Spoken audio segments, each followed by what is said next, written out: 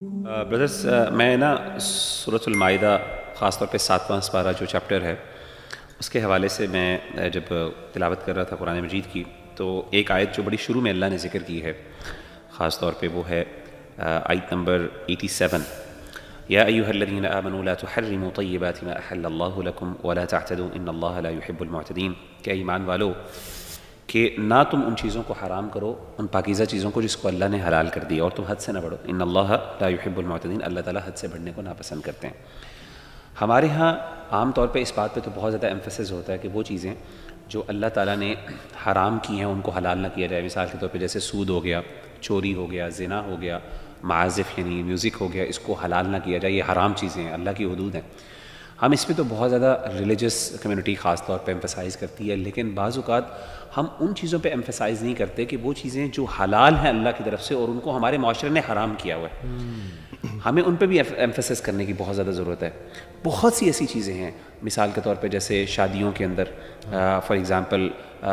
دف بجا لینا، بچیوں کا کچھ نہ کچھ گا لینا، یہ باقاعدہ ہمارے دین کے حصہ، ہمارے دین میں اللہ کے رسول صلی اللہ علیہ وسلم نے اس کی اجازت بھی دی، اور بلکہ سیدہ عائشہ سے کہا کہ تم بچیوں کو بھیجو، اور وہ جا کے جو ہیں وہ انصار جو ہیں بڑے باذوق لوگ ہیں، مطلب الفاظ میں بیان کر رہا ہوں، پیرافریز کر رہا ہوں، واللہ اعلم۔ تو کہنے کا مطلب ہے، میں سمجھتا ہوں کہ ہمارے یہاں نا اننیسیسریلی جب ہم دین کی طرف آتے ہیں تو احتیاط، اور ہمارے کچھ انزائٹی ہوتی ہے، ڈیفینیٹلی ہماری کچھ انسیکیورٹیز ہوتی ہیں جس کی بنیاد پر ہم کیا کرتے ہیں، بعض اوقات جو حلال چیزیں ہوتی ہیں اس پہ بھی اننیسیسری سختی کرنا شروع کر دیتے ہیں۔ اور میں ہمیشہ بھائیوں کو کہتا ہوتا ہوں کہ حلال پر اننیسیسری سختی جو ہے نا وہ حرام کے دروازے کھولتی ہے۔ بھئی اگر اللہ تعالیٰ نے آپ کو اجازت دی ہے کسی چیز کی نرمی کی تو یار اس کی نرمی کی اجازت دے دیں۔ میں اس کی پریکٹیکل مثال دیتا ہوں، ہمارے پاس یوتھ کلب میں ایک بھائی آئے تو انہوں نے آ کے کہا کہ ان کو نا اپنی بیٹی کے بارے میں تذکرہ کرتے، بیٹی بڑی ہو رہی تھی، میرے خیال ہے او لیولز اے لیولز میں تھی، کہتی اس کو نا شوق ہے لمبے ناخن رکھنے کا، تو کہتی میں بڑا خلاف ہوں اس چیز کا، اور میں کہتا تھا کہ یہ کیا چیز ہے، آپ نا لمبے ناخن بیٹا یہ غلط ہے، اسلام نے اس کی اجازت نہیں دی۔ تو میں نے کہا کہ اسلام نے 40 دن کی مہلت دی ہے، 40 ڈیز تک ایک بندہ جو ہے اپنے ناخن، یعنی اس سے آگے گناہ، وہ حد ہے، حدیث میں آتا ہے اللہ کے رسول نے وقت لنا رسول اللہ صلی اللہ علیہ وسلم، اللہ کے رسول نے ہمارے لیے ٹائم مقرر کر دیا کہ اس سے اوپر آپ کی مونچھیں یا پھر وہ زیر ناف بال وغیرہ، یہ اگر 40 دن سے اوپر آئیں گے تو گناہ، وہاں پہ لمٹ ہے۔ لیکن اگر 40 ڈیز کے اندر اگر ایک بچی اپنا شوق پورا کرنا چاہتی ہے لمبے ناخن رکھنے کا، ہاں ہائیجین کا ایشو ہے، وہ آپ ویسے سمجھائیں اس کو، آپ بتائیں یار یہ ہائیجین کا بیٹا مسئلہ ہے، گندے ہوتے ہیں ناخن، صاف نہیں ہوتے، صفائی نہیں ہو سکتی، وہ ایک الگ چیز ہے، لیکن اس کو دین کے ساتھ نہ جوڑیں، کیونکہ دین میں اللہ کے رسول نے 40 دن کی اجازت دی ہے۔ تو اگر ایک بچی 40 دن تک وہ رکھنا چاہتی ہے، لمبے کرنا چاہتی ہے، رکھ لیں، جتنے لمبے ہو سکتے ہیں کر لیں۔ 40 دن کے بعد اب آپ کہیں کہ ہاں یہاں پہ حدود ہے، یہاں پہ اللہ کی لمٹ ہے بیٹا، اب اس سے آگے نہیں جانا۔ تو میں نے جب اسے کہا کہ وہ کہتا ہے واقعی اس کی اجازت ہے، میں نے کہا حدیث ہے، تو وہ بڑا حیران ہوا اس بات پہ، کہتا ہے میں نے تو سوچا کہ آپ جو ہے نا ایک ہفتے سے اوپر نہیں کر سکتے۔ تو بل کہنے کا مطلب یہ مثال میں نے اس لیے دی کہ ہائیجین ایک الگ چیز ہے، آپ کی پسند ناپسند ایک الگ چیز ہے، لیکن اس کو حرام کرنا یا اللہ کے احکامات پہ کرنا، اللہ نے کہا یہ ولا تعتدوا، نہ حد سے نہ بڑھو۔ اور اگرچہ اس آیت کا کانٹیکسٹ ڈفرینٹ ہے، کفار مکہ کچھ چیزوں کو، حلال جانوروں کو اپنے اوپر حرام کر لیتے تھے، وہ کانٹیکسٹ بالکل ڈفرینٹ ہے، لیکن العبرۃ بعموم اللفظ لا بخصوص السبب، سیدھی سی بات ہے۔ تو میں سمجھتا ہوں کہ یہ امپورٹنٹ چیز ہے کہ خاص طور پہ دعات کو جہاں پہ شریعت نے فلیکسیبلٹیز دی ہیں لوگوں کو بتانا چاہیے، تاکہ لوگوں کے سامنے جو ایک سخت امیج ہے نا بظاہر جو بنایا گیا ہے، جو حالانکہ ہے نہیں، اس امیج کو تھوڑا سا ڈائلیوٹ ہو۔ بالکل، اس کی نا بہت زیادہ مثالیں ملتی ہیں ہم، کیونکہ ہمارے پاس لوگ بھی آتے ہیں نا، وہ ایک ایسے نظریات لے کے آتے ہیں سختی کے کہ ہم ان کو کہتے ہیں کہ یار یہ کہیں دین نے اس کو منع نہیں کیا، لیکن آن دی ادر ہینڈ ہم دیکھتے ہیں کہ جس چیز کو بڑا کلیئرلی منع بھی کیا ہوا ہے اللہ تعالیٰ نے قرآن میں، اس کو لوگ جو ہے حلال ٹھہرا رہے ہوتے ہیں۔ اور یہ جو آپ نے آیات شیئر کی، اسی سے آگے جو آیت ہے یا ایھا الذین آمنوا انما الخمر والمیسر والانصاب والازلام رجس من عمل الشیطان فاجتنبوہ لعلکم تفلحون۔ تو اللہ تعالیٰ نے کہا یہ جو انٹاکسیکنٹس ہیں، شراب ہوگی اس کے اندر، جتنے بھی انٹاکسیکنٹس ہیں، آج یہ مجھے یاد ہے میں اپنے اسٹوڈنٹ سے بات کر رہا تھا تو میں پوچھ رہا تھا ان سے کہ یہ کس قسم کے نشے ہوتے ہیں آج کل، تو وہ آئس کہہ رہے تھے، آئس ہوتا ہے بہت زیادہ، اور کوکین اور اس طرح کی چیزیں، نکوٹین کے پیچز ہوتے ہیں، تو یہ سگریٹس بھی آ گئے ہیں۔ ہاں، تو یہ سارے جو ہیں یہ انٹاکسیکنٹس ہیں، خاص طور پہ یہ جو ہارڈ ڈرگز ہیں جس میں یہ پلز ہیں اور یہ آئس وغیرہ۔ تو یہ اللہ تعالیٰ نے یہاں پہ کہا ہے کہ رجس من عمل الشیطان، یہ یعنی گندگی اور یہ شیطان کے عمل میں سے ہے۔ اور اس میں اگلی آیت میں جائیں گے تو اگلی آیت میں اللہ تعالیٰ بتاتے ہیں کہ شیطان اس سے کیا چاہتا ہے، تمہارے آپس کے اندر جو ہے نا چاہتا ہے کہ بغض پیدا ہو اور نفرتیں پیدا ہوں اور کہ تمہیں اللہ تعالیٰ جو ہے نا اپنی یعنی تم اللہ تعالیٰ کی یاد سے بھی دور ہو جاؤ. تو یعنی جو چیز اللہ تعالیٰ نے حرام کی ہے اس میں اللہ کو کوئی فائدہ نہیں ہوتا. اللہ نے وہ حرام کیا ہے کیونکہ اس میں ہمیں نقصان ہوتا ہے. اللہ کو کوئی فائدہ نہیں ہوتا, انسان کو نقصان ہوتا ہے. اور وہ جو ٹیمپرری پلیجر ہے یا وہ فٹ ان کرنے والا جو ایک ایسپیکٹ ہے, پیئر پریشر ہے, وہ بہت تھوڑی دیر کے لیے رہتا ہے. لیکن جو نتائج, برے نتائج ہیں ڈرگز کی وجہ سے, گیمبلنگ کی وجہ سے, پھر جو نفرتیں پیدا ہوتی ہیں, پھر جو لڑائیاں ہوتی ہیں, یہاں تک کہ قتل وغیرہ بھی ہو جاتا ہے. جو یہ ڈرگ ڈیلرز وغیرہ کو پھر آپ پیسے وغیرہ نہیں دے سکتے تو وہ پھر ایسے بھی, ہمارے پاس ایسی سٹوریز آئی ہیں اس قسم کی. تو اللہ تعالیٰ نے جو چیز حرام کی ہے, no that it is good for you and me کہ یہ حرام کی گئی ہے, کیونکہ اگر یہ حلال ہوتی تو ہمیں نقصان ہی ہونا تھا. اللہ تعالیٰ کو کوئی فرق نہیں پڑتا, لیکن اللہ تعالیٰ نے ہمارے لیے نا کہ ہم ٹرائل اینڈ ایرر کے تھرو نہ چیزیں سیکھیں. پہلے اللہ تعالیٰ نے بتا دیا کہ یہ دروازہ جو ہے یہ برائی کی طرف ہی لے کے جاتا ہے, اور یہ جو ہے اس میں نقصان ہی نقصان ہے, تو یہاں پہ رک جاؤ, یہاں پہ فل اسٹاپ لگا لو. بلکہ میرے جو دوست تھے, اللہ معاف کرے, جو اس میں انوالو تھے ڈرگس میں, اور اب میں دیکھتا ہوں ان کی لائف, اللہ انہیں ہدایت بھی دیں اور مدد بھی کریں ان کی.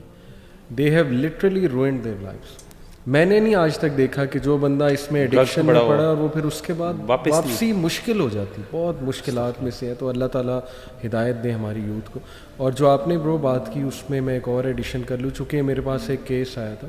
کبھی کبھی نا ہم دینی چیزوں کو سمجھنے میں بہت سختی کرتے ہیں اور میننگ ایسا لے لیتے ہیں جو اصل میں مراد نہیں.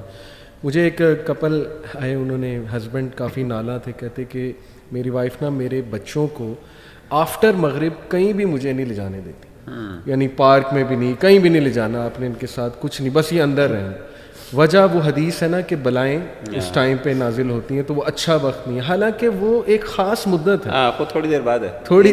ٹائم گزرنے کے بعد پھر تو ٹھیک ہے. تو دیکھیں نا وہ کس طرح سے انہوں نے سمجھا تھا اور کس طرح اپلائی ہو رہا تھا, اور وہ بالکل صحیح نالا تھا. مزاج جو ہے نا وہ دین کے اوپر تھوپنا, بالکل بالکل آپ کا اپنا مزاج, آپ ذاتی طور پہ بچوں کو کہہ دیں بیٹا مجھے پسند نہیں ہے, اس کو دین کا نام نہ دیں, بالکل بڑا مسئلہ یہ. تو بہرحال یہ جو سورہ انعام ہے, چونکہ آپ لوگ اکثر احمد بھائی آپ بھی پوچھتے ہیں کہ انس بھائی سے میں نے کیا پڑھا ہے, تو سورہ الانعام از ون آف دا سوراز جو میں نے واقع ہی شیخ انس نظر سے پڑھی الحمدللہ. اور یہ مجھے اتنا فائدہ ہوا تھا کہ اس میں عقیدہ انہوں نے سمجھایا تھا, توحید کوٹ کوٹ کے اس میں ہے ماشاءاللہ, اور توحید کی اقسام انہوں نے بتائیں, عقیدہ. تو پہلی بار میرا یہ ایک وہ عقیدے کے ساتھ انٹریکشن تھا ماشاءاللہ. تو یہ بھی عقیدے سے تعلق ہے اس آیت کا, اور بڑا امپورٹنٹ ہے, میں کوٹ کروں گا. دس از ورس نمبر 17. اعوذ باللہ من الشیطان الرجیم. وَإِن يَمْسَسْكَ اللَّهُ بِضُرٍّ فَلَا كَاشِفَ لَهُ إِلَّا هُوَ. If Allah touches you with harm, none can undo it except him. یہ دیکھیں کتنا ہمارا عقیدہ اسٹرانگ ہوتا ہے کہ یار ہارم اللہ اگر کچھ سوچ لیا اللہ نے ٹیسٹ ٹرائل آپ کا لینے کا, تو پوری دنیا جمع ہو جائے اس کو روکنے کے لیے, اس کو نہیں روک سکتی. اور وَإِن يَمْسَسْكَ بِخَيْرٍ فَهُوَ عَلَى كُلِّ شَيْءٍ قَدِيرٌ. اور اگر وہ تجھے چھوئے کسی خیر سے with a blessing, then فَهُوَ عَلَى كُلِّ شَيْءٍ قَدِيرٌ. He is most capable of everything. مجھے وہ حدیث یاد آتی ہے, ابن عباس رضی اللہ عنہ کو نبی اکرم صلی اللہ علیہ وسلم نے جب سمجھایا تھا کہ بی کانشیس آف اللہ, اتق اللہ, اللہ سے ڈر جا, Allah will take care of all your matters, and know that if Allah has written something good for you, it will reach you even if the whole world gathers to stop it. اور اگر اللہ نے نہیں لکھا تو پھر پوری دنیا جمع ہو جائے تجھے وہ دینے کے لیے نہیں کر سکتی. تو دیکھیں ہماری سوسائٹی میں بہت سے مسائل نا ویک عقیدے کی وجہ سے ہوتے ہیں, ویک بلیف اینڈ عقیدہ, کہ لوگ کہتے ہیں جی مجھ پہ جادو ہو گیا, یا بس مجھے جی نظر لگ گئی ہے. تو پہلی تو بات ہے کیا آپ کا اللہ سے یہ گمان ہے کہ اللہ آپ کی حفاظت نہیں کر رہا؟ دوسری بات یہ کہ اللہ کی طرف سے ہے نا اجازت. تو اس دن ہم نے وہ جادو کی آیت بھی ڈسکس کی تھی, اس میں کلیئرلی تھا کہ اللہ کے اذن کے بغیر کچھ نہیں ہو سکتا. تو اس لیے دس از آئی بلیو کہ اسپیشلی غم کی حالت میں انسان کو یہ بات یاد رکھنی چاہیے کہ اگر کچھ اللہ کی طرف سے آ ہی گیا ہے جس میں آپ کا کوئی فالٹ نہیں ہے, وی آل ہیو سچ پرابلم, تو وہ اللہ کی طرف سے اور اس میں کوئی خیر ضرور ہے, اور اس کے بعد اللہ خیر بھی لے کر آئے گا کیونکہ وہ ہر چیز پہ قادر ہے, وہ سالو کر سکتا ہے آپ کا مسئلہ. علی بھائی سورہ انعام سے پہلے سورہ مائدہ کے اینڈ پہ